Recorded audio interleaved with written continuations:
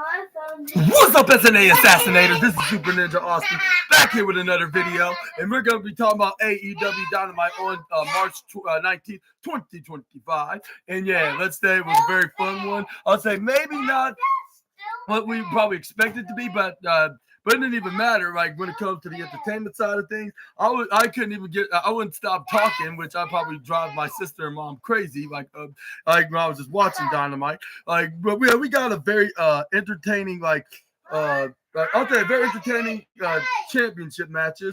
I'll say especially one in particular, and we got I'll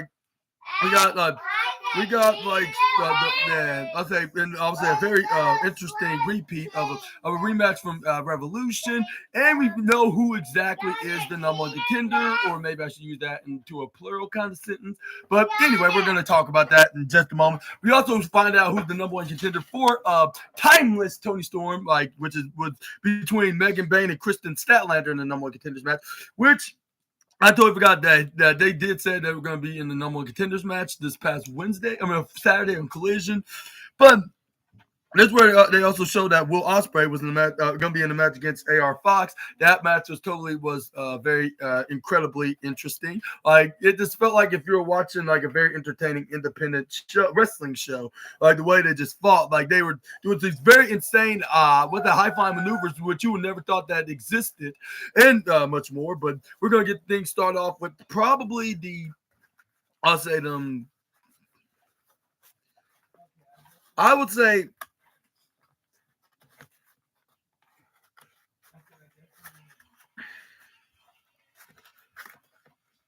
I would say this will probably get I'll say the silver trophy of the night. I would say maybe not because of the I'll say it not being exactly like high expectations, but still it was something that you would like to watch. Like it's something that you would probably expect in the first and middle, but in the end, it would just happen in a very controversially shocked manner, the way it ended. But let's get into the news story. It's where once all four men was in the ring, which was freshly squeezed Orange Cassidy, Ricky the Dicky Ricochet, and what's his name, Speedball Mike Bailey, and Donald Callis family member Mark Davis. They came in. It's where they started talking trash to each other just a little bit until they just started going at it like with I believe was Davis and Cassidy on one side, and then we got Ricochet and Mike Bailey was in the other side. This is where they started throwing fists like if it's a 2-on-2 for all until they're like, how about Ricky the Dicky had an idea, which we all knew that he was going to be tricky. Yeah, that rhymed, so that was absolutely true. This is where he was like, all right, let's go together and put our hands together, like if they're about to play a game of Ring Around the Rosie or Paco's a Weasel. This is where then he said y'all all fall down. This is where he hits a strike right onto Orange Cassidy. This is where we got Mark Davis trying to come and go for a clothesline, and he ends up getting thrown right to the bottom corner side. This is where Ricochet then hit the strike after he did some taunts with Orange Cassidy. This is where we got Speedball Mike Bailey was going for slide strike kicks more than that glowing female wrestler that attacked that former TBS champion that Anthony Khan used to have on AEW. This is where then we got he kicked him out of the ring. This is where then we got what's his name? Speedball Mike Bailey was like, all right, you can do this these funny leg striking kicks or whatnot. This is where then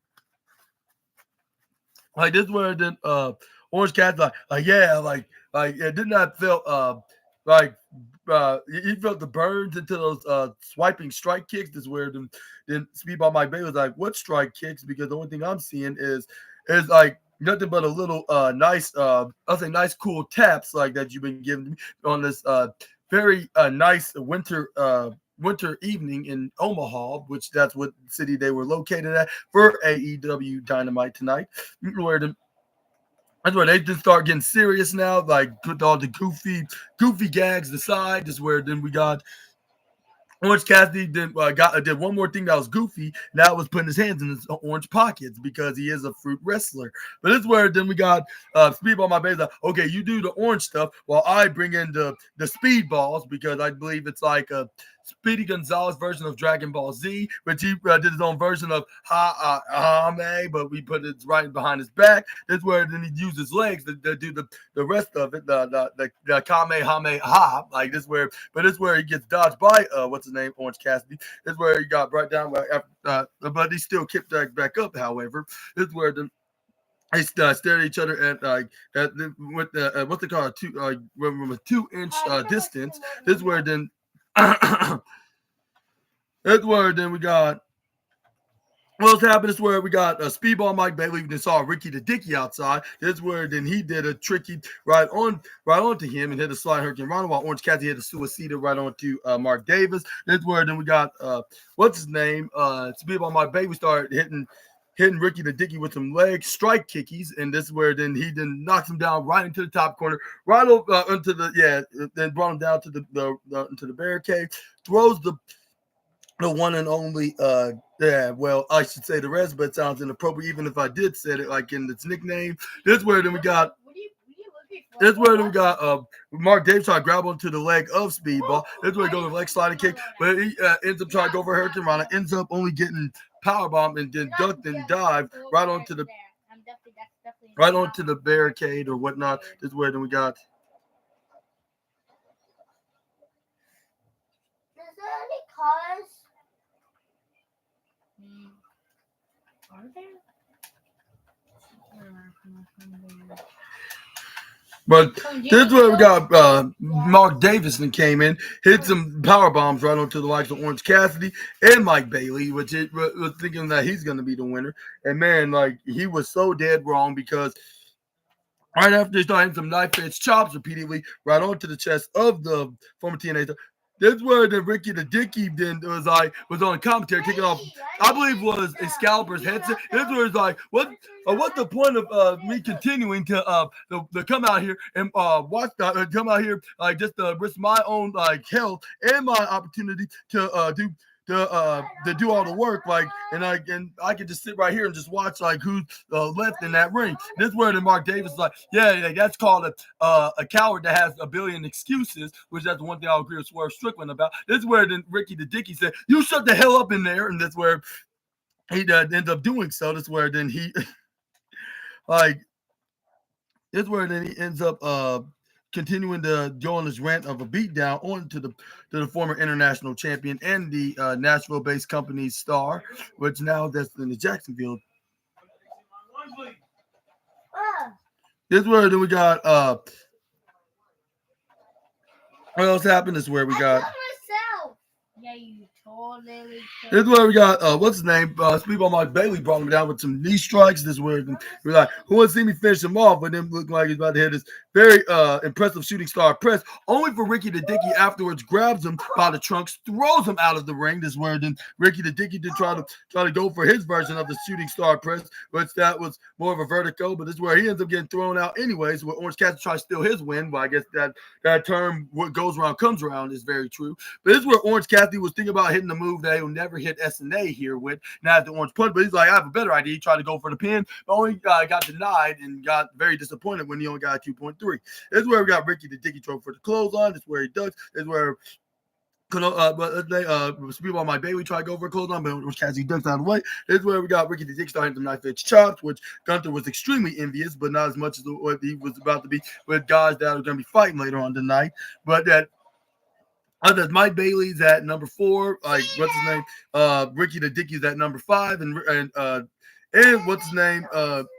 Orange Cassidy's at number 6. This is where they grab onto what's his name? Ricky the Dicky. Right after they did a triple kick right into his face to Mark Davis, like if he's a 300-pounder. This is where the Ricky the Dicky then did manhandle right when Orange Cassidy and Speedball Mike Bailey try to throw him in, but they end up getting double shoulder tackle like a certain Samoan bulldozer did to a certain Snake and the man that used to had loyalties and respect for his fans and hustle. But it's where then we got a partial powerful force and all of pro wrestling came on once he was standing tall in the offense position. But this is where once he got done with the adverse, this is where he started going at it with Orange Cassidy, wouldn't try to go for a power slam, only to get denied by. But this is where he ends up getting pushed face first, right, or more like front body first, right into the barricade. Then you get hit with a what's that called? a fisherman's buster maneuver. Here's where Orange Cassidy finally the idea of getting the Orange Punch, only to get that denied by the former Triple Crown mid-card champion. This is where the Dickie then turned into Nikki, and this is where then he picks up what's his name Orange Cassidy, which I understand why I said Nikki, because he did not hit no moves like that Nikki guy that used to be a cheerleader over at the other company, but he turned into a show off, a very cool, some say handsome show off. But this is where we got Orange Cassidy hit a sliding head scissors maneuver. This is where we got. It's where Orange Cassidy then going up right into the left side, trying to go for that surfboard DDT, but only that to get countered by the Ricochet. This is where he hits him with a hip suplex, picks him right back up. This is where he tried to go for a suplex, ends up getting denied by Stunt Dog Millionaire. This is where he got him down with a signature. Orange Cassidy tried to go for a finisher, but this is where then we got Speedball Mike. I don't know who was Mark Davis tried to come in, but this is where Speedball Mike Bailey brought him out and hit him with a diving moonsault. Like this is where he didn't start going at with Orange Cassidy, with even hitting the face first, right into the on the ring. Was that the ring? Was that turnbuckles right to the bottom left side? Well, I don't know that he gets snake eyed right into the ring. This is where he got. But this is where then he turned into a with a Hurricane Rana pin, which Orange Cat tried to go for a pin, but only for Speedball Mike Bailey to get denied yet again. This is where we got what's his name? Speedball Mike Bailey to hit a sideways stocking arrow. Be good. But this is where we got this is where Speedball Mike Bailey then go for a top rope maneuver, whatever it is. But he hits a big shooting star press. That's the best way to describe it. But this is where he tried to go for a pin. He probably would have gotten away with it if it wasn't for that meddling, that backstabbing, meddling family member of Donald Callis, which he was sitting right behind the commentators, which he started claiming that it's so great to be a commentator, which Taz then said something that was more, sounded like very smart and wise, like with somebody better give it. Like that, I got somebody better give some kind of an award, like for Taz for correcting him on this, because he's yeah, we're we're commentators, like you're just a special guest, big difference. And I was like, this is why Taz the best, and and I just still think that Donald Callis is nothing but a prick. But anyways, this is where then we got Ricky the Dicky then took advantage of the moment. Then he go throws what's his name Orange Cassidy, try to hit a shooting star press, which it was too fast and too furious. And this is where he tried to go for a pin, but this is where we got Ricky. This is where Ricky the Dicky tried to go for a pin, but only for that to only be like a 2 point. What was it? A 2.3 count if I'm mistaken, or about 4. Is it funny when you explode? No, do that to Gunner. No. Yeah. But that's where we got Speedball Mike Bailey then going out with Ricochet. Ricochet kicking the gut, hit a roundhouse kick, then a knee, pump knee strike, then a discus clothesline. That's where then we got Ricky the Dicky was like. That's where then we got. Then we got Ricky the Dicky then picks up what's his name? Face he grab on to the Speedball Mike Bailey. This is where they take a page out of SNA's playbook, because he hits the SNA's Assassin Valley Driver. Well, not exactly the name, but you get the point. Like he hit the DVD, which should be the most dominating move in professional wrestling. This is where Orange Cassidy hit a surfboard DDT, which was guaranteed, by the way. Orange Cassidy then hit the beach break right onto Speedball Mike Bailey when he hits a stomp, but only for Mark Davis to try to collect Orange Cassidy. Orange Cassidy tried to counter and try to turn into what they call beach break, but this is where we got a step of it right into Mark Davis. This is where Ricky the Dicky tried to come in and try to show himself right back up, only to get thrown back out again. But this is where Orange Cassidy go for a pin, but this is where And where we got what's his name? Mark Davidson came in and they kicks out. This is where then we got Orange Cassidy. Then like my gut's killing me. This is where fans start shouting, "This is awesome!" I was like, "This match is totally good," but the thing is, we got some other matches that that's probably the second place spot though, because this is the first. This is the first controller because you've been here playing for a long time. Give it to him now. Like, but yeah, I'll say. It doesn't matter if he's bad or not. You're how old and he's little. And that's his game. So if I'll say, given that, I'll say like a match or two. I say after this, which I would say the two championships. I'll say, yeah, this match comparison. This is where getting the second place spot. But this is where Orange Cat try to go for Flying Hurricane Rana. Only for what's his name? Mark Davis hit a couple of power bombs, like 1 and 2. This is where we got.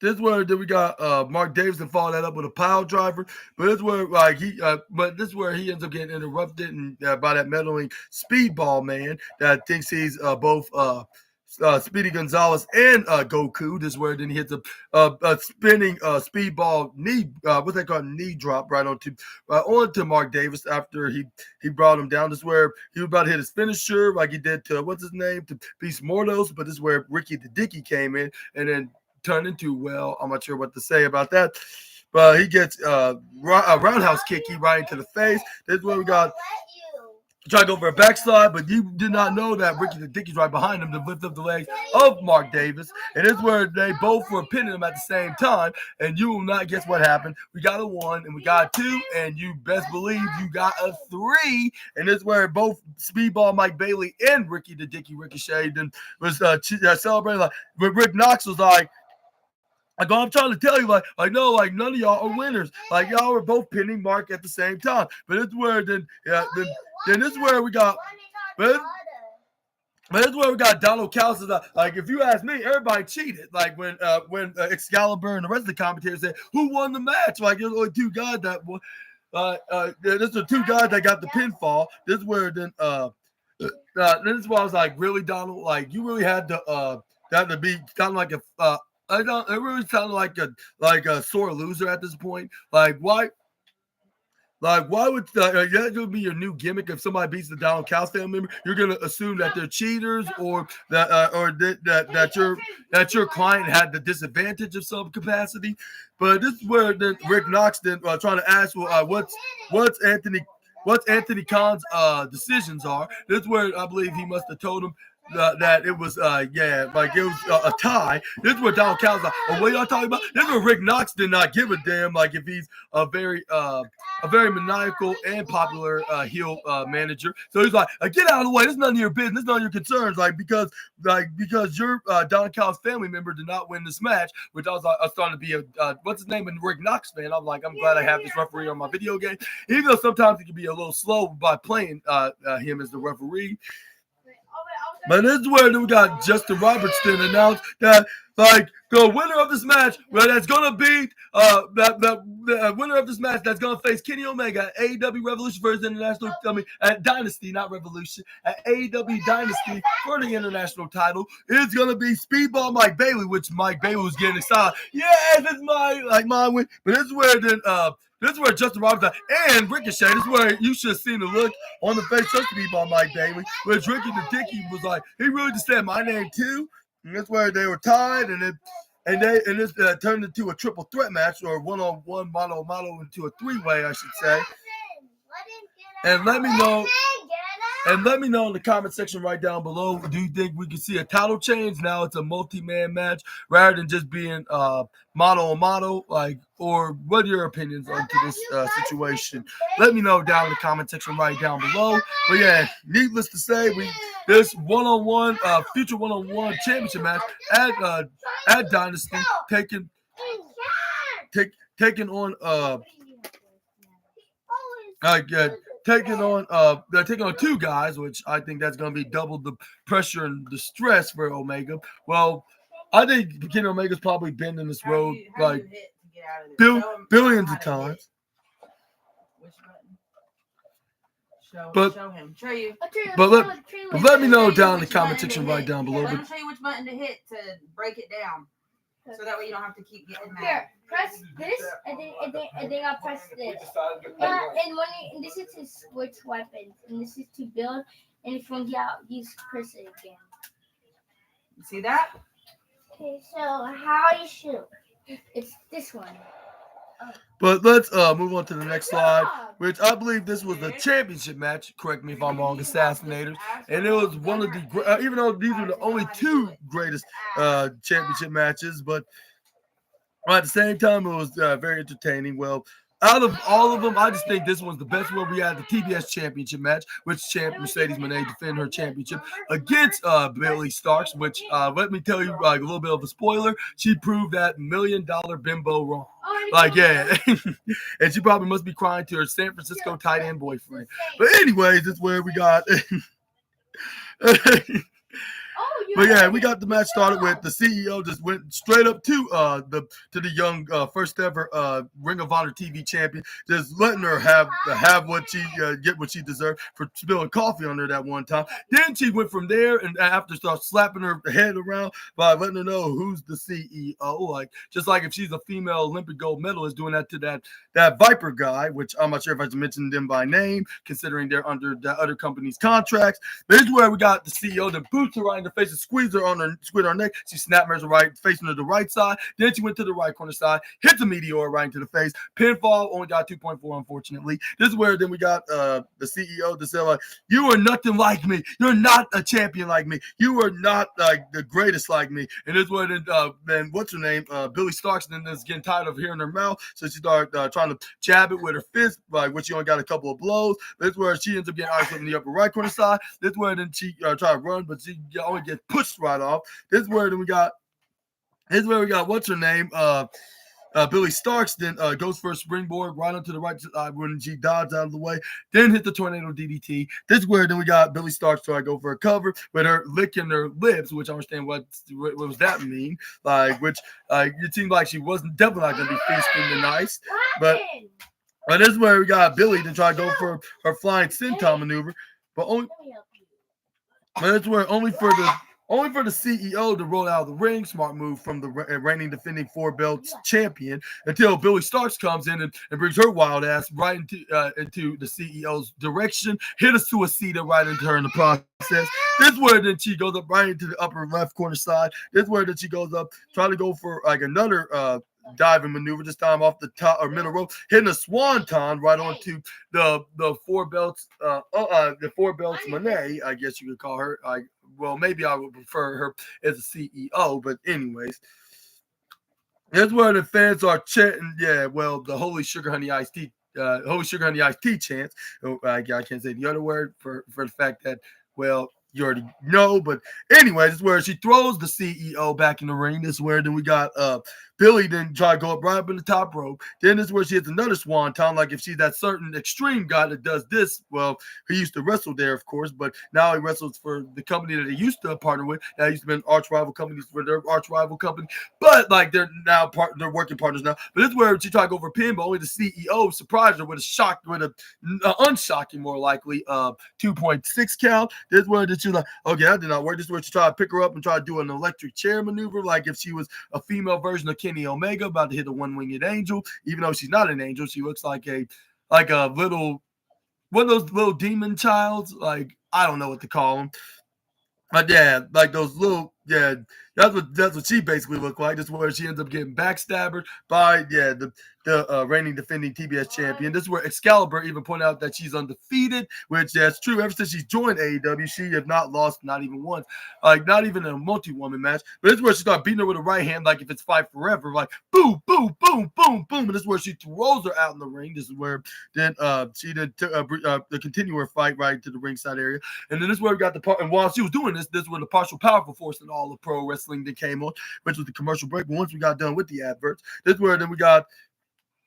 We saw, like, next thing you know, in the ring, we saw Moné trying to do her finishing maneuver, the Moné Maker, but this is where she ends up getting countered by the young star Billy. This is where, and also like the commentators, I believe, was what's his name? Excalibur even pointed out that the last time Billy Starks challenged for the TBS title was like a couple years ago, which I figured who was exactly the champion at that time. Like that was the TBS champion. Like before the CEO got there. Well, I believe she was in NJPW right about the time when this wrestler that called herself a Storm, like. But now she went to the other company. She was, but she got attacked by the CEO's best friend, which I can't mention her by name, but I can refer her as what's her face. Okay, I'm just kidding. I sound like that heartbreak kid guy. I don't know what to say about him, but anyway, this is where we got like Billy Starks that hits a brainbuster or backbreaker suplex maneuver, Majiggy, with her like like my back, which that felt very painful. Like like I bet that felt very painful. But yeah, this is where both women got back up. This is where that's where we got the CEO try to go for clothesline, only to get dodged by Billy Starks and go for a wrist lock and knees her into the face. And this is where she hit the German suplex, which I'm not sure if she is from Germany. Well, no, like that sounds very offensive. Or should I say if she's any German descent, which I wouldn't doubt. But anyways, this is where then we got Billy Starks then try to go for a clothesline, but this is where the CEO go for an elbow right into the face. This is where then we got try to go for a Hurricane Rana, but this is where she grabbed her by her around her neck with her legs. This is where she slams her face first, which that looked very impressive. This is where then we got the Money Maker try to go for one more time, but we'll try to go for it again, but this time she fully attempt to do it. But you know the rules in professional wrestling. If it don't work the first time, it's a guarantee the second time. This is where then we got Billy Stark trying to go for a knee strike, try to go for the right corner side, but this is where she gets outsmarted by the reigning defending TBS champion. Hits a cross clothesline in the process. This is where both women went down. This is where Billy Stark to try to go for a springboard into go for an armbar. This is where we got the CEO to pull a page out of her former rivals or fellow horsewoman's playbook and go for the crucifix bomb pin, like if she's that woman that called herself the Man. But this is where then we got Billy Starks ends up kicking out of that maneuver at 2.1. This is where we got Mercedes Moné then try to go for that close on, but ends up getting getting crucifix bomb herself. This is where then she hit the missile drop kick. Like this is where Billy Starks then turned into that Prince guy that also refers himself as a demon occasionally. That's over at the other company. Well, he haven't been known as the demon for like 2 years now, but this is where we got.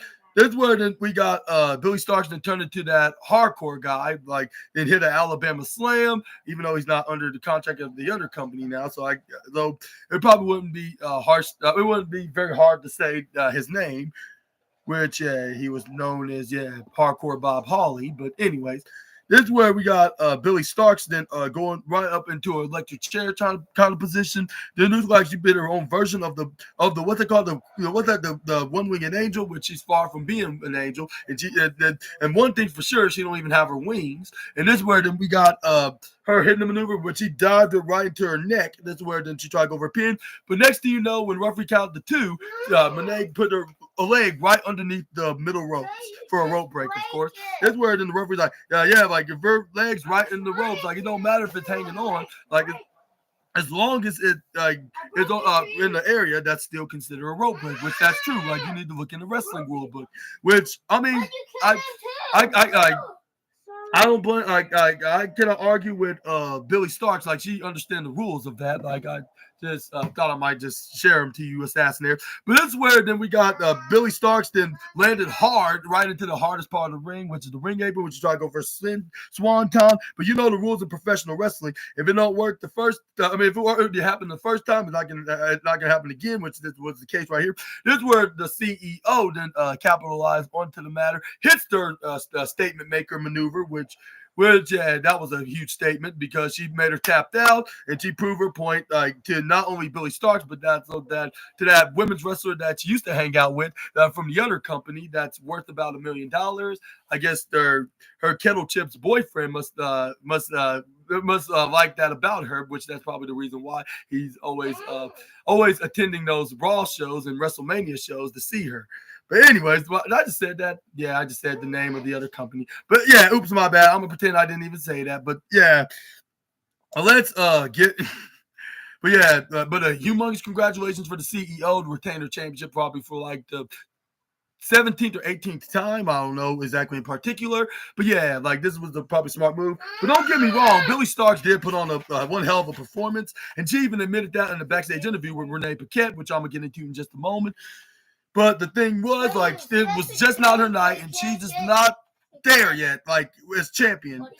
But this is where, but I'll give this match, hoping I don't sound biased, but next to the World Championship match, I'm giving it the Golden Trophy award for the fact that the main event was totally a show stealer, which I'm gonna get into more details about that. Like when I talk about that in just a moment. But we got the Outrunners then was training with the NCAA's Omaha basketball team. It's like with them.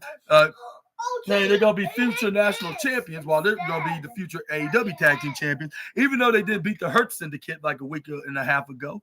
But this is where we next up we got the AEW World Championship, which I'll say there's probably rarely like a few segments on the show because like they're all focusing on matches, which because they were mostly focused on matches, like if it's a pay-per-view, even though it's not even though it wasn't a special occasion, it was just a random episode, but it felt like if it was a pay-per-view kind of vibe, if you assassinators know what I mean. But yeah, even though like we only got like a couple of titles that were on the line in the number one contenders match, 2 number one contenders match to be exact, because we found out we got Ricky the Dicky and Speedball Mike Bailey with Kenny Omega, but we also found out that Monet retained the championship. We were wondering who's going to walk out the AEW World Champion and who's going to walk out the number one contender against timeless Toni Storm for the Women's World Championship of AEW, of course, not the other company, because they called their title, one of their titles, the Women's World Championship. But anyways, I guess you could play. This is where before we do got that match, we got they showed the segment with MVP and MJF, which MVP high praised them by saying like you were on top of the world in AEW a couple of years ago until you lost your edge at the end of that year. This is where the MJF then they showed him when he tried to show down, trying to prove that he's still the best, and he's the longest reigning champion for a reason, over 406 days. Like this is where then the MVP like, yeah, you were, and he offered. They showed him he offered his card to him, if he's interested, and the Hurt Syndicate. And that's where It is where an MJF is like, yeah, Hangman, like everybody trying to put their bets on, like when the race, like the getting into the next AEW World Champ, they just want to follow you, like despite what horrible things that you've done that you should be arrested for. It is where it's like I get named like a few wins off under my belt, like when what's his name? Darby Allin, for an example, not once but twice, but he might be dead, like down in the mountain somewhere, because he's. If not already, like he is getting ready to prepare to climb Mount Everest. And for those that are unaware, that's been under a rock for recent years. It is where then MJF then also point out that he beat Hangman in life. Like look at him now, like he's not no drunk cowboy that only got strike of luck of getting into this industry. Like he did it by hard work and like he was dedicated to the sport. And he'd be damned if a scoundrel like Hangman Adam Page will take his spot of winning back his Triple B. And he's like, and speaking of that, the guy that's holding on to that belt is keeping it in the box, or in the briefcase. I mean, which that's. The one thing I agree with him on this by saying like you don't keep a belt hostage like that, and also calling him a dictator, John, like which he is, like which that sounds like when he said like when he was being interviewed by Adam Wilborn like back in 2025 years ago, like he's like get it right, Adam, dictator John, which he is a dictator, which I cannot argue with. Yeah, no, this is a totally different YouTuber, Adam. But anyways, this is where then we got last words? And that's where the MJF then ended the promo saying like it's very clear to me like that if I want to get the devil getting his due, like well take two, like perhaps like you know what I mean, perhaps like maybe that's what that's what I should do or something like that. This is where then I'm sorry. with him like still referring himself as the devil, even though he haven't probably done that in a while. But yeah, he still does that like just occasionally.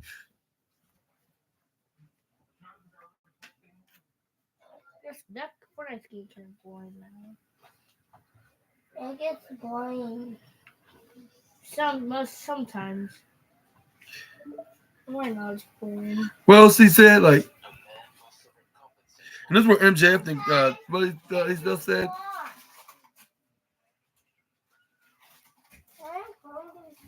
He like, you big man. Yeah, that's where then like I got burned pretty bad, but where your offer like for his concern, like how about we go face to face like when, how about we go face to face again next week? He's like yeah, like let's put as far as your offers go in. And this way he's like, oh no, he said like this way he's like, how about I give you my answer and that's for you MVP, like for you giving me my Hurt Syndicate card, like if you be being a partner of yours, like I gotta like as far as your offer is concerned, like Monte, like for you and not only for the world next week, like well I want to lead you Mons with this, like and it's time for Daddy crying over spilled milk, like it's gonna be over. Like, and a time for me to smile over a pop champagne. But it's well, that's begun. And that's where he kissed his Dynamite diamond ring in the segment that way with an evil grin because he is the evilest SOB in AEW. But this is where we got what's his name? This is where the John Moxley then was getting ready to head out to the ring until he got interrupted by the Rated R Superstar, which is the guy that is actually the formerly a guy that another word for Cliff or in the side, like in the corner, like and it was the man that calls himself the Cope that has hope, and yes, sir, man, that's gonna be a new nickname that I'm gonna be calling him from now on. But this way, he sent him inside his camper on his truck, but only gets hit face first right into the garage door. Like once they were about to take him out to the arena, and that's when we got Cope then the chase after Moxley. This is where he was like, how come back here and bring that briefcase. This is where Cope then this is where John Moxley like, oh, I'll bring the briefcase. All right, be careful what you wish for. Boom, and he slams him in the midsection, right in his back with it. This is where this was about to be a gory, painful, painful contest, if you ask me. With them look like they're not wrestling in their gear rather than their street clothes because this is indeed a street fight. So like, and for some reason, like even like everybody like.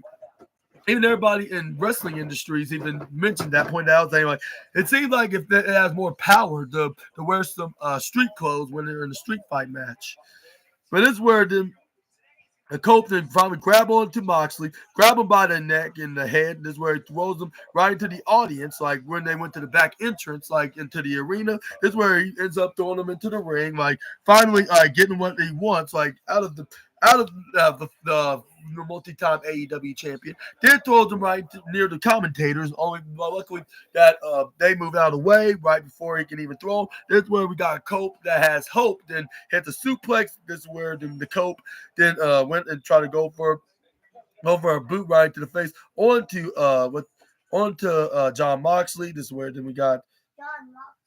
That's where the Cope then was catching his breath because he was beating his butt like too many times. Like this is where one fan up front like make sure to give him a good old butt whooping. This is where John. This is where Cope like with pressure. This is where he hits a big right hand to the face. This is where then he didn't take a breather for about 2 seconds until Moxley then came out of nowhere, which it must have been the power of that disgusting water from the worst city of the United States. This is where he tried to go for a sleeper hold, but this is where Cope then tried to counter out of it. This is where he's like, "Stop, gotta save the Cope. That's the only thing that you're close to. You're gonna be getting an opportunity for the world championship. Yeah, it don't belong to you." And it is where he started trying to strangle him. This is where he slammed the back of his head first, right onto the barricade. This is where we got John Moxley. Now it's time to get under the ring. And then it's where he grab onto what they call a pull stick. This is where he started whacking poor Cope with the stick. This is where he started hitting him right to the neck. But this where we got Copeland went up to try to follow John Moxley. But yeah, Brady Bird. Dinner time. Okay. Come on. Excuse me for a moment.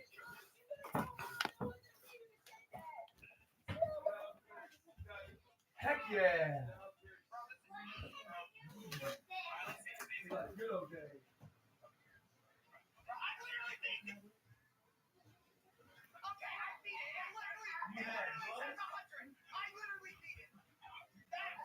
Yeah, fried chicken.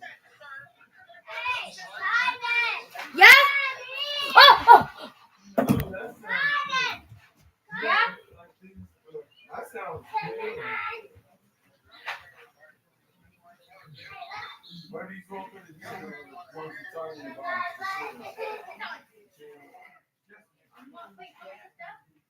What did you say?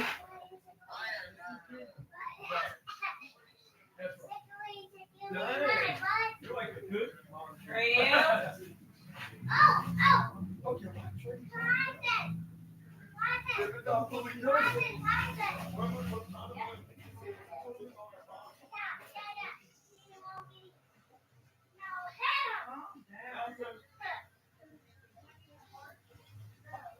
Okay.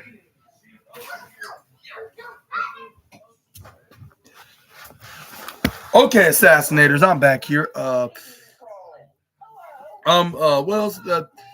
happened? That's where Jeb Copeland went, and then.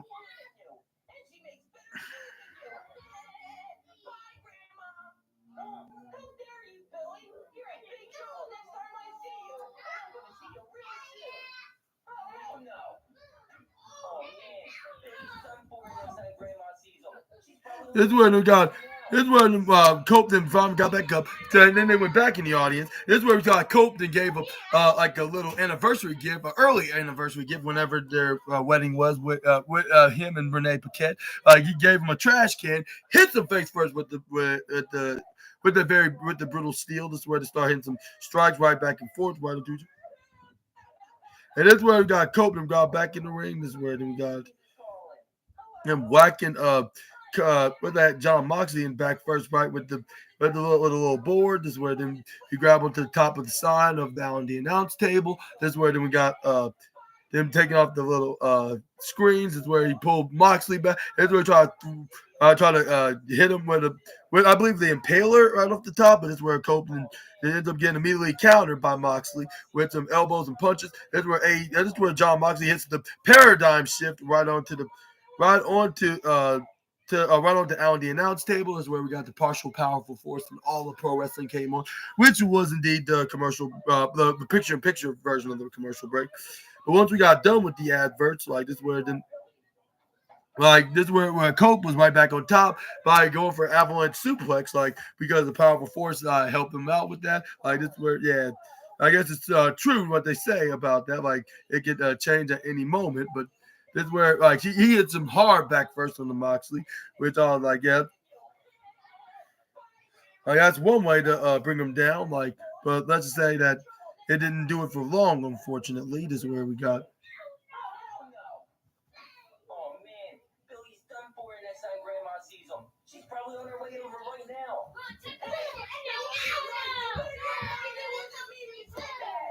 This is where we got. What happened? It was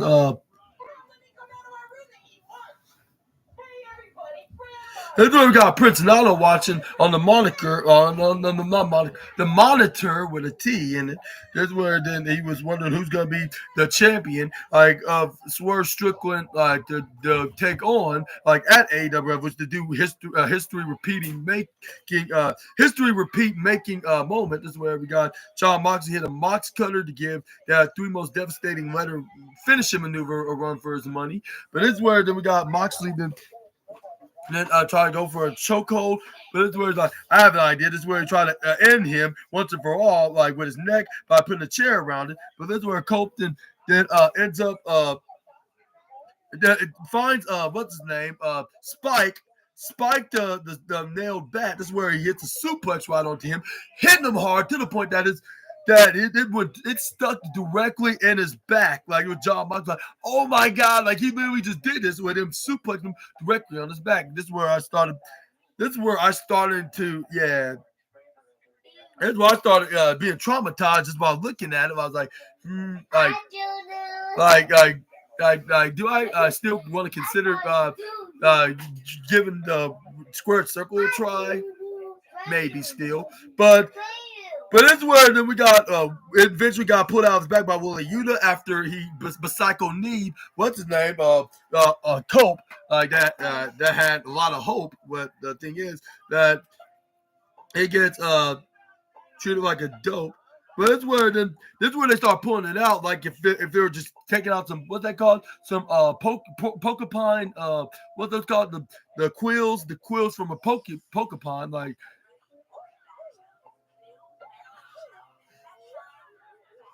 This is where we got, what's his name?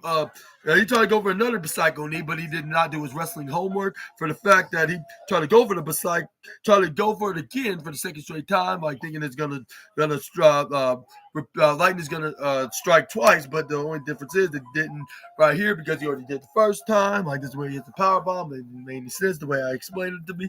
But this is where we saw some plenty of surprises. First it was Claudio, then Pac. I'm like, where the hell did they came from? Like, weren't they were in the hospital now and go back to their normal selves, like not being brainwashed by that disgusting water from Cincinnati? But ends up, unfortunately, it turns out that they must have been drinking a lot of more water, in order to John Moxley to retain here. But it's where we finally took the nail, what they call board out of his back, and you should see his back, like it looked like a horror movie. Looked like if he just got little stab wounds, make it like, yeah, the way it looks like more likely like the way that he got stuck in the back first with the nails, like makes the stabbing from Michael Myers look like just like a little cut wound, I guess you could say, like the way it looked in his back. But I'm not sure if that's the best comparison, but this is where the Death Riders were about to hit the concerto. But guess who comes out there as backup, and like if it's a Bloodline Rules match? Yep, you guessed it. It was FTR. I'm like, where the hell have y'all been? Like, y'all were too busy caring about getting y'all's revenge onto Kyle O'Reilly and Roderick Strong. Like, you totally forgot about your best friends, some friends that they turn out to be. But hey, like. But I'm not gonna complain about that. Like at least they were here. That's where we got Uncle Dax DX and Uncle Cash the Flash brought the fight to Ultimate. Even hitting a pile driver onto John Moxley that helped out his bestie, the Rated R superstar Cope, to get back up, try to hit the spear. This is where it took about maybe 30 seconds to get out their corner. This is where. This is where it looked like Cope could have gotten away with it if it wasn't for a meddling secretary, of the Death Riders or whoever the female member is, which was none other than Marina Shafir, to start attacking Cope. Unfortunately. I was like, hey, where's Roddy Strong at? He needs to put her in a leash. Hopefully that doesn't sound offensive in general. But this is where luckily Willow the Pillow comes out there and whacks her with a clothesline and just bring the fight to her. And this is where she sent her on the outside, hit a cannonball right to the top corner, right off the apron. This is where she's like, my spine, but it was all worth it. This is where then we got Cope that still had hope, went for a spear right onto Kip Sabian, and this is where the Nicholas Wayne that came in Wayne's World. And I was like, wait, where the hell is Christian at? I don't think Christian Cage have approved to this interference, given the fact that he's still upset about John Moxley choking him out, from a couple of weeks ago, or almost a couple weeks ago. But yeah. That's a very interesting story to go by. That's another thing that I wanted to talk to you assassinators about. What was y'all's reactions when y'all saw Moxley Nicholas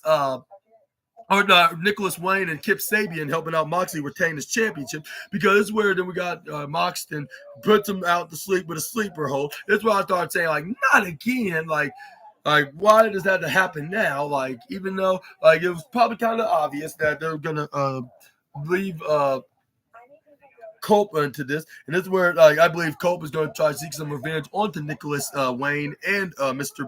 and Mr. Kip Sabian, because they just cost him the match. And I believe this is where we're definitely going to be seeing a split from the patriarchy. Like with we see the reunited of Edge and Christian, or should I say Cope and Christian, like double C's, rather than E and C, wherever you want to refer to them with their letter initials.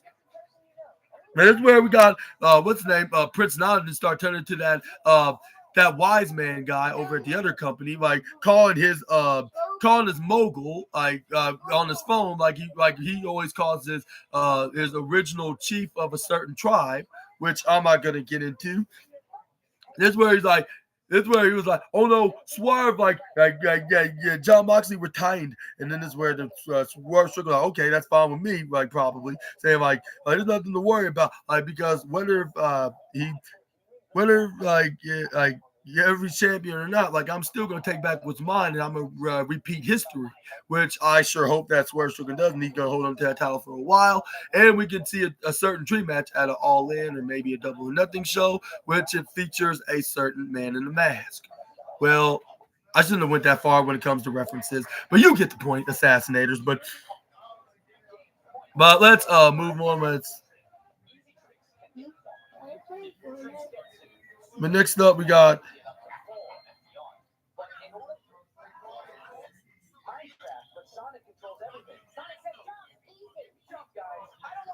this is where John Moxley just started flipping off the whole crowd. This is where he starts celebrating with his Death Rival. This is where we got Marina Shafir did so. I was like, really? Like, they had to be going this far of doing that, even though they are evil son of a guns. This is where they showed, like Willow the Pillow and FTR's Uncle Dax DX and Uncle Cash the Flash comes in and try to pick up the cope. This is where then the cope that has hope then came in and was devastated. This is where FTR did walk out. This is where, but before they did, they were like, "Yeah, you put on one hell of a fight. Like, this won't be the last time you'll be struck in some main event gold."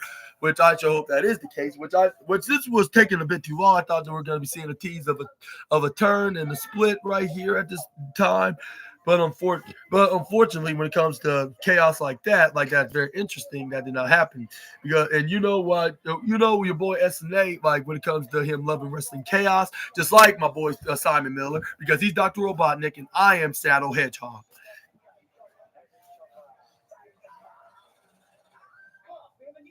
Oh yeah. Oh, before we get into that, before he walked out, this is where like about to hit him up, but this is where he walked out on him. And I was like, and if it wasn't a tease of a split, like I would say, but at the same time, it kind of was a tease of a split, but then again, it didn't happen. Like, it was just, that's where Uncle Cash Flash got him up. He hugged him. Like, saying, like, well, it got into Uncle Dax DX. I'm like, is it going to be the whole FTR that's going to split, or do you think it's only just going to be Uncle Dax DX? And let me know in the comments below what your opinion. This is where Willow the Pillow did the same with Cope. She clapped for him, like, for congratulations. I was like, if it wasn't for this tease of a split, I would assume that we could be doing a faction like with these guys, where they need to start being known as the rhyming nicknames or something like that. The rhyme time, I guess you could say, because Cope is the Hope, Dax is the Axe, Cash is the Flash, and Willow's the Pillow. But yeah, this is where Cope went out, and this is where he grabbed onto his nail bat they call Spike. This is where like, I cannot deny, like, this was a really great match, which it really was. Like, if I'm being completely honest. But this is where we got another match, though. That was probably where like something that was pretty good, like for the mid card in the third place spot of the Bronze Trophy. But that, even though the AEW World Championship didn't work out the way I did, but right, I would say, even though like I was not expecting, hoping that John Moxley would retain, but it was like it was very clear that who was going to win. So yeah, I guess congratulations out of the blue kind of, and not because John Moxley and his AEW World Title reign. I would say this match was very entertaining and fantastic. So I would say it was, even though it probably needed more development, but I'm not. I'm not going to get that. It's a different video for a different day. It's going to get the golden trophy next to the TBS championship. But it's where we got a little video to show last week where Chris Jericho started bragging that he retained for like the 3,000th time against Bandito. And the best part about the night, he made his mother cry because he ripped off the mask of her baby boy and also humiliated him right in front of her. This where then Chris Jericho's our brother. I made your mother cry. This is where I was like, I'm a horrible man for laughing, but it's so damn funny. Chris Jericho knows how to make it funny. He just knows how to play his character. But yeah, for that reasoning, he's not just gonna get a golden trophy. Well, no, yeah, he is gonna get a golden trophy because for the simple fact that who's gonna get the platinum trophy is gonna be like later on, like in the night. But he gets the golden trophy for that. This is where we got Bandito's like I'm still not done with you, which I was like, oh, come on, like they should have might as well should have Bandito should have won and just told the story that way. But then finally he can prove Jericho he could beat him. All right, but no, they decided to continue this feud. But this is where then we got Bandito's like you made my mother cry. Like nobody makes a wanted luchador man cry. Just like sound like that other luchador that's named Mysterio. Like when nobody don't disrespect his wife. Like and his son learned his spoiled brat, dirty son, like learned that the hard way. But this is where then we got Johnny TV is like, who cares? Like, who cares? Like, I'm getting sick of time. Nobody want to see you no more. Like, because they actually want to see Johnny TV. But this is where Bandito challenged him in the match. This is where we got Renee Paquette announced that it will indeed be that match. But she must have wear an ear set that Anthony Khan said, like they're on to something. So how about we make it a one-on-one match this weekend on the Slam on Slam night, the 2-night event of Collision with 1 hour each, which we're going to be talking about on the reviews, which is going to be Slam Dunk Saturday. This is where we got Excalibur.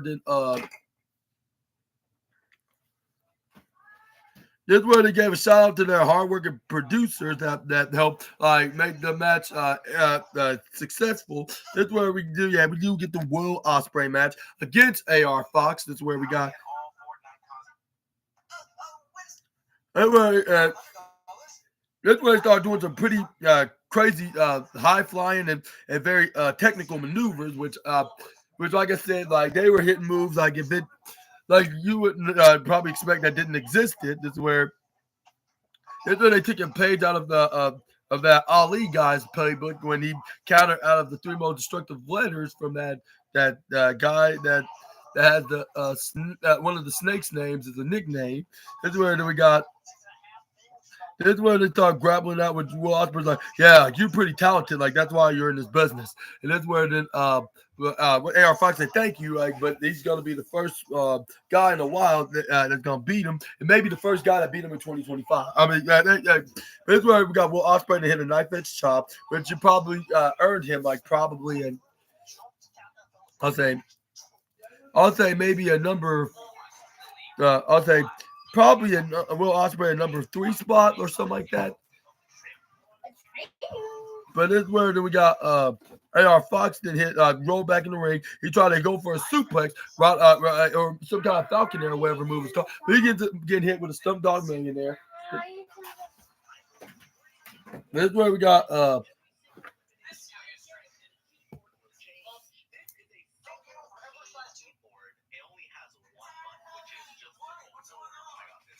This is where we got what's his name? Will Ospreay then got back up. They wondered what move he should hit next. This is where we got.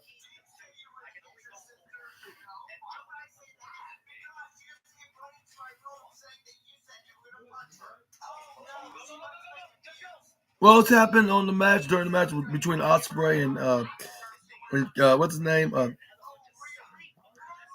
This is where we got the. This is where we got the partial power force and all pro wrestling came on. This is where then we got AR Fox. Then the next thing you know, it hits Gamagiri right onto Gamagiri onto Will Ospreay. It's a split. What's that called? Spanish fly right onto Will Ospreay. Then he unfolds him up. This is where he goes up right in the top rope in the upper right corner side.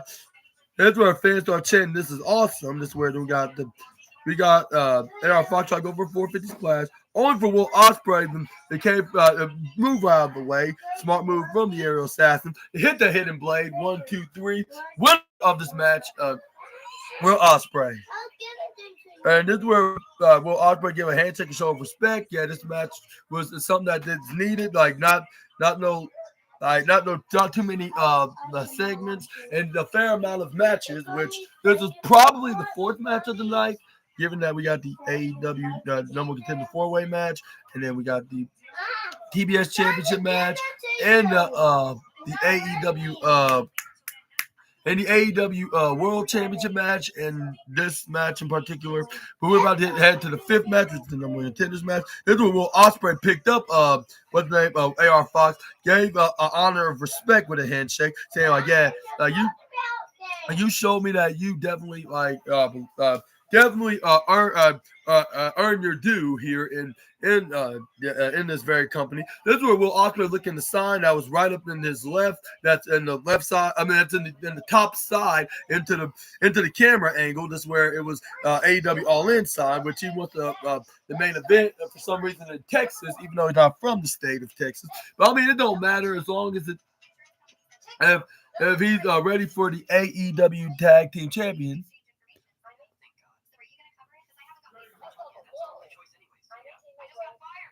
But yeah, this is where then we got Will Ospreay then walk right into the backstage area. This is where they start hyping things up with Dynasty until they went on to the break of the final Powerful Force, or maybe the second last. I'm not sure which one it was. All I know is there was a commercial break before they went up and they did a backstage interview with the CEO, courtesy of Renee Paquette, the unmarkable one. Well, she seemed markable, like when it comes to her, when her congratulating the CEO, for retaining her championship. But this is where we got they showed Top Flight taking on we got Top Flight and taking Top Flight and AR Fox gonna be taking on the Death Riders of what's it?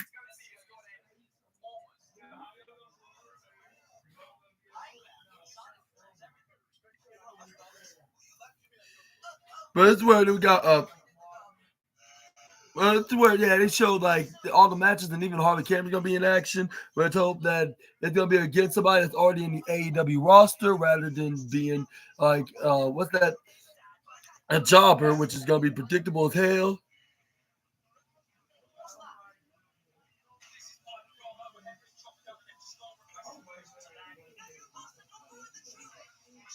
But yeah, this is where that's where then the CEO said, like, yeah, I gotta admit, like, she's one talented and a passionate kid about this sport, but she couldn't take down the CEO, and whoever trained her did not do a very good job, or not even an expert in wrestling. Like, she should have been trained by me, which she was totally right on. Like, yeah, it's unfortunate that she wasn't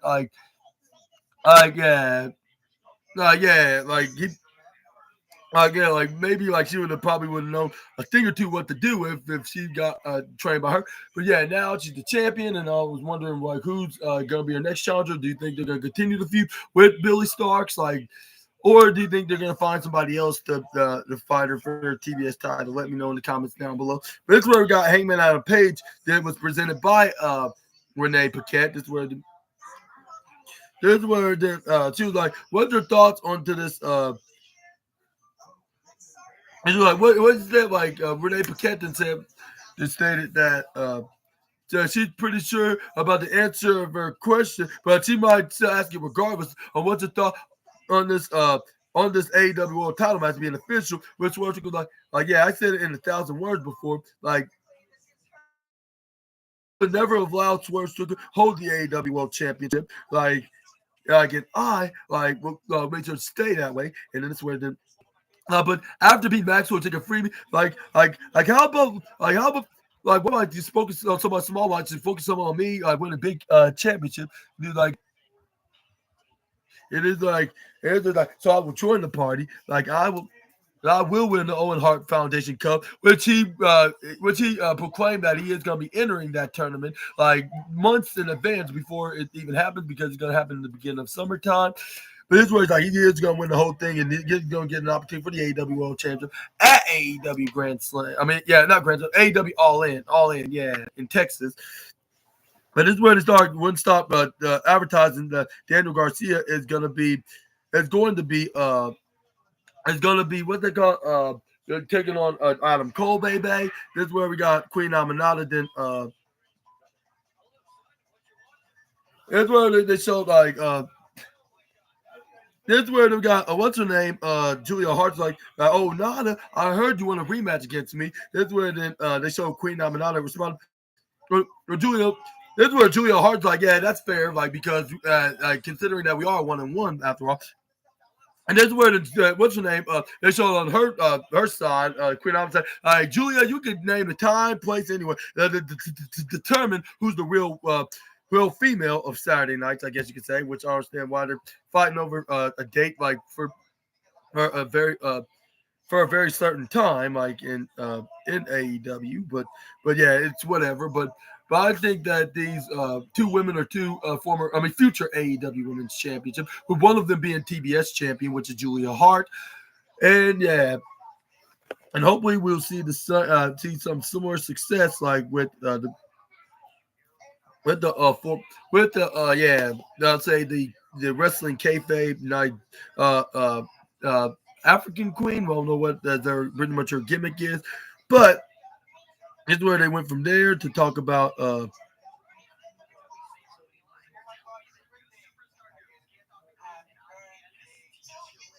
is where we got Megan Bain that came out after timeless Tony Storm then came out there. And I'll say the whole commentary with Tony Storm with her her comedic 1920s actress gimmick, like is golden, like if not timeless itself, which I'm not gonna give too much of high praise like that because I'm not trying to make Juice jealous. I call him Jealous Juice, or whatever you want to call him, Double J, even though we already have a Double J in AEW and his name is Jeffrey Jarrett. But anyways, that's where the Tony Storm made sense, however, because yeah. Like this is where we got what's his name? This is where we got what's his name? What's her name? Megan Bain that came out. This is where then Tony Storm made sense. Like when the match was happening, this was like if she's a goddess, like what she's a goddess of, which I was agreeing. I was like, since she had this type of gimmick, like what is it basically all about? Like what's who's she a goddess for? Who's she a goddess for who?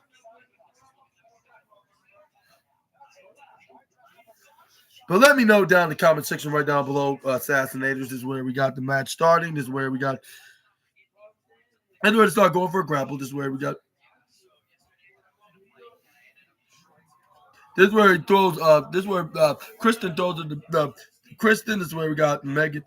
This is where the Megan to throw her right to the left side. This is where she hits a forearm strike. This is where she clotheslines her out in the ring. This is where we got. This is where we got.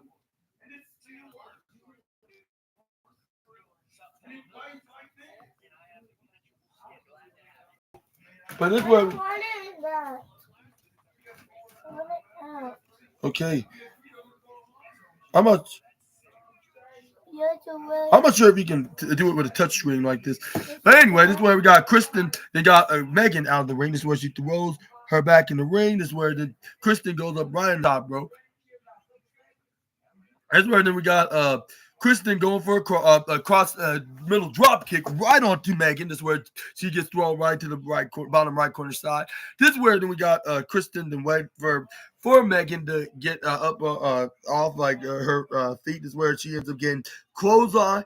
This is where he's gonna hit you right hand right to the face, right to Megan. This is where she hit her all the way into 10. That's where then she did her.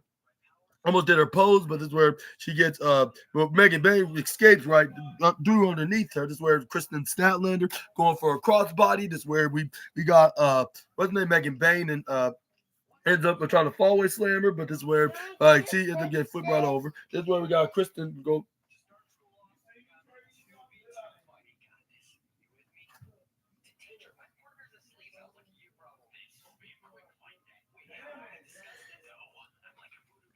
I'm going to have to do this later because I'm not sure if it's going to be easy. Sorry. But anyway, Assassinators is where we got what the this is where then she said like a goddess of speaking. This is where we got. Yeah, I just have to put the email in. But anyway, this is where we got Kristen Statlander to start bringing the fight to Megan Bayne. This is where she boots her right to the sides, like right to the upper left side, the upper right side. Like, you know, you get the rest. Hit the knife edge chop. This is where then we got Kristen Statlander going for her attack, but she gets booted right into the face. This is where then she ends up getting belly-to-belly exploder suplex on. This is where then we got.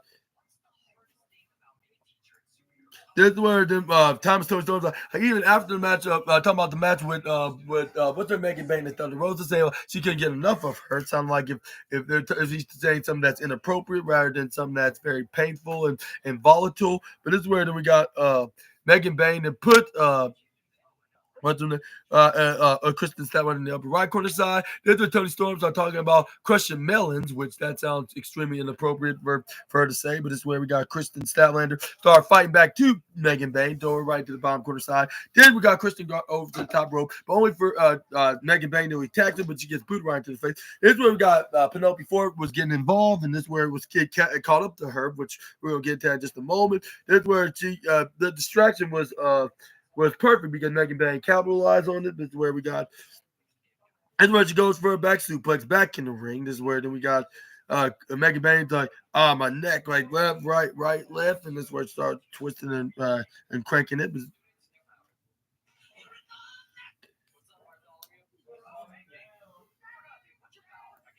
But this is where we got what's his name? Kristen Statlander hit I believe a Blue Thunder Bomb, and that didn't work because it was 2.4. That's the least most devastating move in professional wrestling. And she was basically arguing with Simon about this. Like she was like, "It's gonna work, you dumb bald, you dumb bald ass," or something like that. This is where Simon Miller had his feelings hurt, which I understand. Like when it comes to getting your feelings and your and everything else hurt, like because given the fact that I got powerbombed by her, but on Fight Forever, and I still wanted to see some revenge, which I was hoping Megan Bayne was going to do that for me. Like, but at the same time, we still have to wait. Like, we just cannot just lose hope. But this is where we got Kristen Statlander. Once the adverts came on, this is where we got Kristen Statlander back was in the ring. But this is where she gets knocked over right onto the apron by what's his name? Yeah, that's my favorite show. Yeah, like the other company, like that's like the flagship show, just like Dynamite, AEW Dynamite. But this is where we got Kristen Statlander hits a Flying Thunder power slam.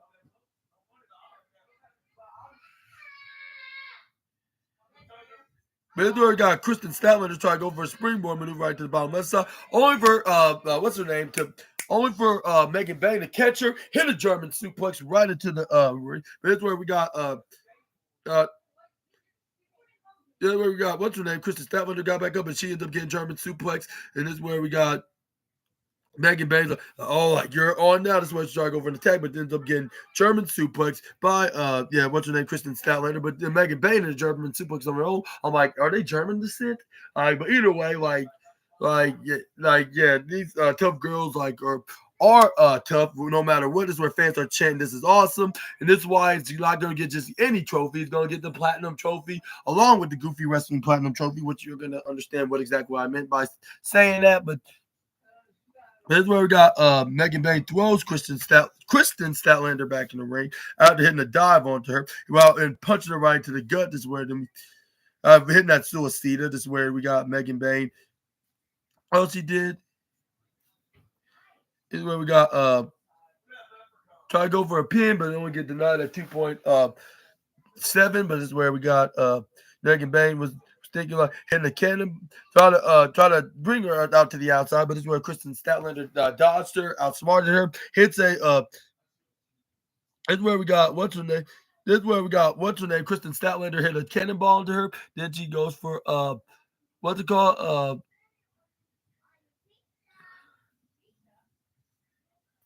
I guess yeah, you could say close, but here's where we got what's her name and then we got Megan Bain, and after hitting her face first right into the ape, this is where she ends up getting thrown right into Timeless Tony Storm, just right out of nowhere, like boom, just getting thrown right into her. This is where then what's her name? Luther, Timeless Tony Storm's butler, then picks her up. This is where we got Megan Bain and going right up and hitting F10 right into the floor, hits her down face first right onto Statlander, throws her back in the ring. Then she does it again on her. 1, 2, 3. Like when she must have got the double whammy card as soon as she got back in the ring. Pins her for the 1, 2, 3. And your next number one contender for the AEW Women's World Champion, Megan Bain. And I'll say, I got to give her a thunderous, huge congratulations of the night. Because after all, I got the platinum trophy of the night of the best wrestling match.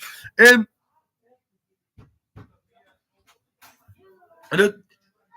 it is where we got but this is where we got Megan Bain to start celebrating. This is where then we got good night to you too. Hopefully you have a blessed night. Yeah.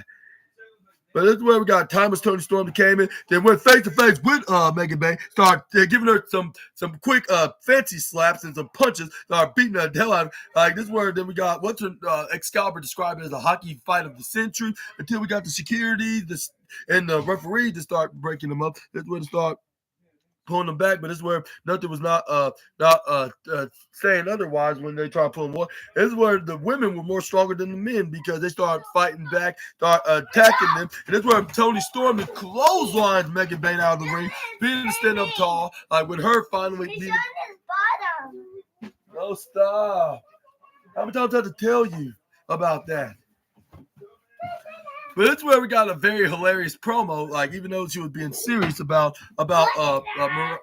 Megan Bain, this is where the fans are chanting, Tony. And then this is where did you like? You are such a big biscuit, iced tea, chicken hotcakes. And this is where you like.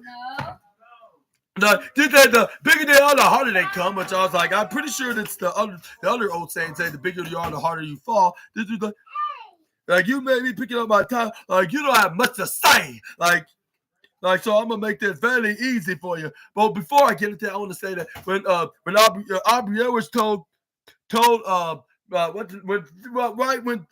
Edwards told Penelope Ford to get out and go to the back to back, she called her. She said, good riddance, sweet or sugar TITs or something like that, which that had me dying with laughter. Like she did not say this word until. I might have my title, and you don't have no much to say. So I'll make this very easy for you. And just what you like, you and I will have a day and dynasty. And it is where then she did add it onto her child. And that's where to add the more to the message of her challenge to Megan Bain. Right now she's the number one contender. That's where she was like, "That'll make your thighs shake and your body quake." And I will leave brotherly love, city of brotherly love, because I'm gonna believe with this. I'm gonna leave with this. And that's where did she and I'm gonna retain this champ, walk out of Philadelphia as your women's as your women's world champion, and I am gonna rip your TITs off, which I gave a warning. And that's why I warned Megan Bain. I was like, you're about to get your TITs ripped off. But this is where like she was lucky tonight, just giving her. She just got a warning by attacking her. But it looks like she might be taking some advice from SNA as well, just like Mariah May. Like maybe she should wear a steel 10 brawl, like when she do have this match at AEW Dynasty. But like I said before, nothing against Megan Bain. Is just that like maybe they're just pushing her like way too soon, like than they should. But yeah, but besides that, I would say they did a pretty fantastic job with the build, like the dynasty, and also like with the matches, like whether if it's for a championship or not, they did a super fantabulous job. And I'll say for most of the half, I'll give it a 4.5 stars. I don't care what anybody says on the internet. I'll say they could go flub off and and get their TITs or any other parts ripped off of their bodies of all I care. Like, because it's my video, my opinion, my review show. So, like, if you don't like it, just click off this video. Like, I'm just gonna say to those haters, but for those that like it, I appreciate you guys. Like, y'all are the best. The best assassinators that an assassin could ever have, or super ninja assassin could ever have. Like, so yeah, like I need the guys that are very close to me, and I wanted to keep it that way. Like it, but yeah, like, and there will be no point of trying to attract more new fans, like, if they're not gonna like my content. So I'm just gonna be grateful for the ones that's gonna be coming like out of nowhere, like, and hopefully this stays this way and start being more recognized. Like, for the fact that it will be a fun experience to be known as a guy that's making very fun and entertaining videos, which I hope I did exactly that. But I'm not sure how I would rate myself, which. Maybe I would rate myself on how much I would give myself of making these videos, like, probably very soon down the line.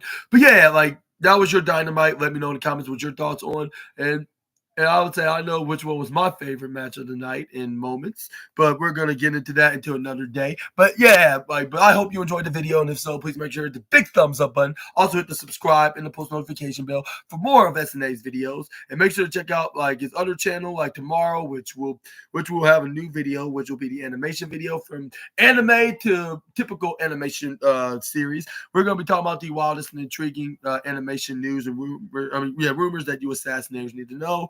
Which article was on again? Excuse me for a second. I think it was Cartoon Brew. I could be mistaken, but I'm gonna give it a look real fast.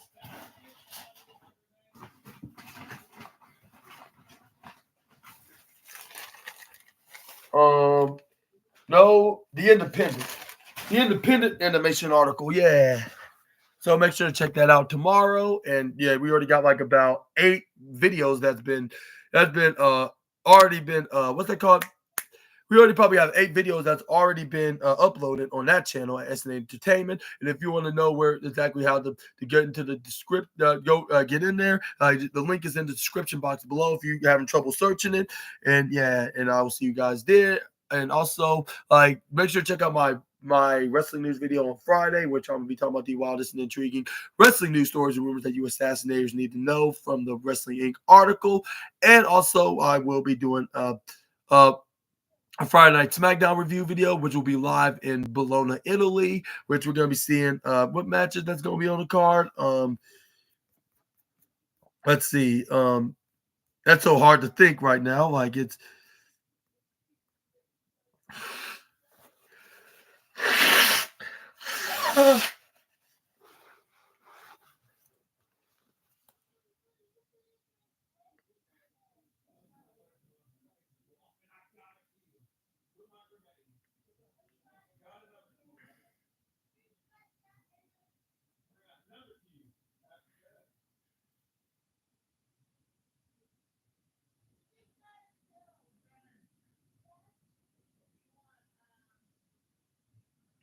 all I know is we're going to see the returning Roman Reigns, like him breaking the silence since his on-screen return.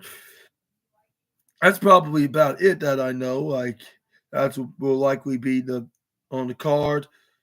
But let me know in the comment section right down below. And do you think we could be seeing the appearances of CM Punk, like, along also as well? Let me know all about that in the comment section right down below. I will be talking about that in just a moment. Like, and I hope that you assassinators have a phenomenal rest of your Wednesday night, and I'll see you next time with some more SNA content. Until we meet again, Super Ninja Austin out of here. Bye-bye, my assassinators. Y'all take care. And for those wrestling fans that's only going to watch my videos on this channel at Super Ninja Austin, I'll see you on Friday. And for those that's going to be watching on my other channel, SNA Entertainment, I'll see you then. And I will give a shout out on this channel. Peace.